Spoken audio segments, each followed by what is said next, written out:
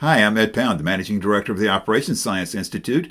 Welcome to the Institute's series, 52 Weeks of Operations Science in 2 minutes. To be clear, we're not going to compress a year's worth of operations science into 2 minutes. Every week during this 52-week series, we will provide 2 minutes of powerful, practical operations science insights.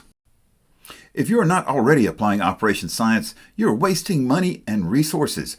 Supercharge your and your team's skills with high-value, low-cost operations science online certification. The Institute is proud to announce the launch of the Operations Science podcast. Operations Science is a science of working better, and we will discuss ideas, innovations, and practical experience from managers and executives and industry thought leaders. The podcast is available on all major outlets. You can search for the Operations Science podcast to find it. In the current episode of the Operations Science podcast, we talk with Mark Graben, a thought leader in continuous improvement and lean thinking. Mark shares insights from his extensive experience across industries, the importance of learning from mistakes, and the role of leadership in fostering a culture of psychological safety. Learn about the integration of lean principles with statistical process control, the impact of motivational interviewing, and how AI could revolutionize improvement work. This week, we touch on a popular topic in lean thinking, going to Gemba. Going to Gemba with operations science supercharges the detective work.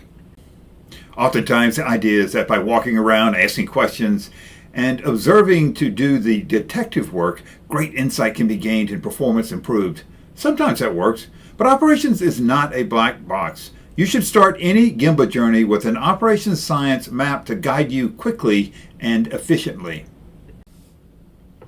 This is an experience from early in my career. The process was final inspection of medicine vials. The process was simple. Unpack the vials from tub containers, run them through an automated inspection machine, then repack them and send them out for final packaging and shipping. This was a highly automated production operation. The layout is also simple. The unpacking machine is directly coupled to the inspection machine and feeds vials to it. The inspection machine is the bottleneck of the process. Then vials are run down a conveyor line where they are repacked into tubs for final packaging. There are also accumulators in the line to buffer variability in flow.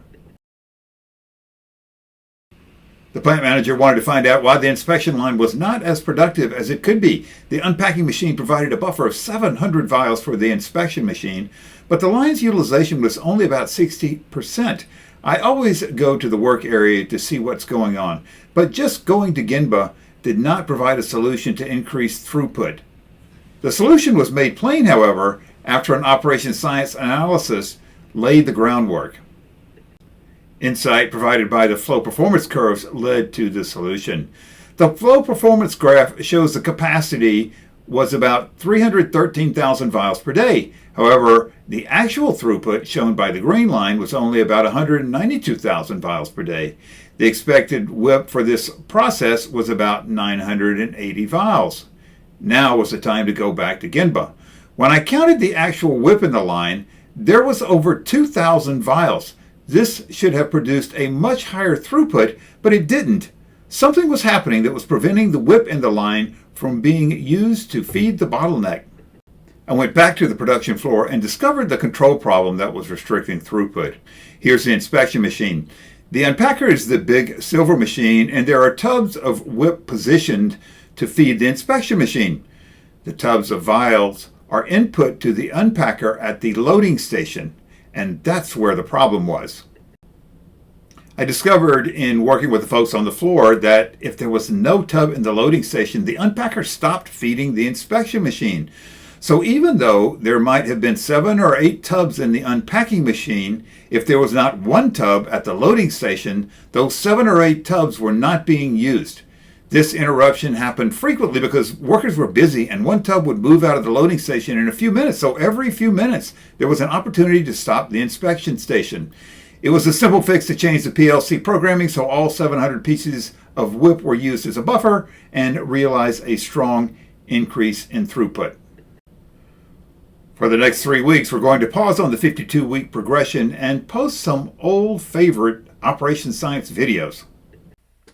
Please join us at the Operations Science Institute. Like, share, subscribe, and comment on this video. Create an account at opscience.org for more great resources. Both the account and the resources are free.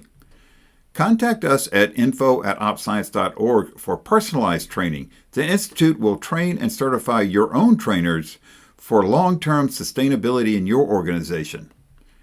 Get your own Operations Science online certification. Share your knowledge and inspire, energize, and sustain success for you and those around you.